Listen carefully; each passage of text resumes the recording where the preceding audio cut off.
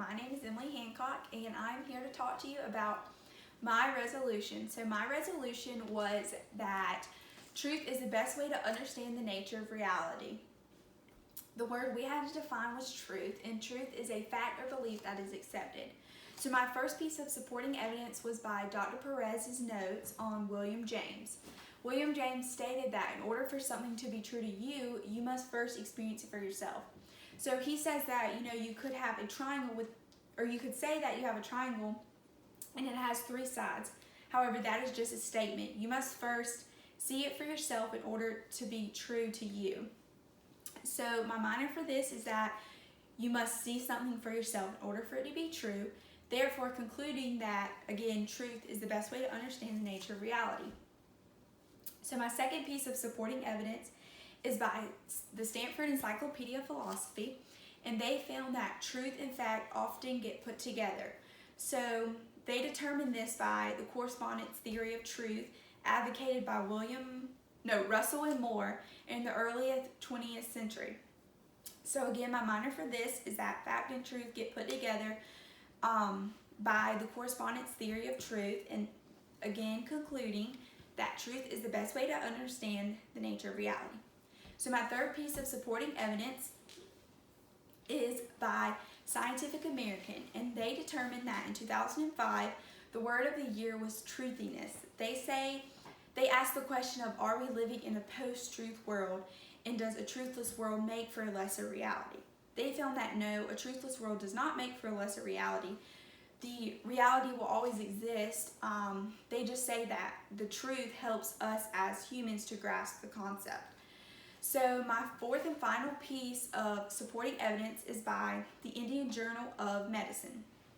They say that truth and knowledge often get aligned together. They determine that knowledge is quite different than truth. Many people can be considered knowledgeable. However, each person's knowledge can differ. So the truth is something that never changes like knowledge will. So again, my minor for this is that knowledge is very different than truth, even though they seem to be put together. Knowledge will change while truth never will. So again, this is why it is the best way to understand the nature of reality. So I have 4 arguments that people could claim to change this resolution, but they all are wrong. So my first one is that someone could say that as long as something is useful to them, then it is the truth. This is wrong because we again determined that you must see it for yourself, and it has to be considered factual for it to be the truth. But you won't believe it for yourself until you see it.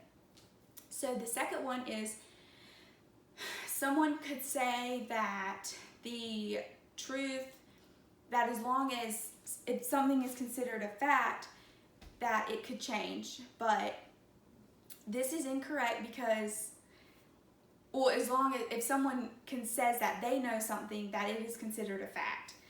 But this, of course, is different because all facts that people claim aren't right. So, some people think that the earth is flat while we know that it's round. They've determined that.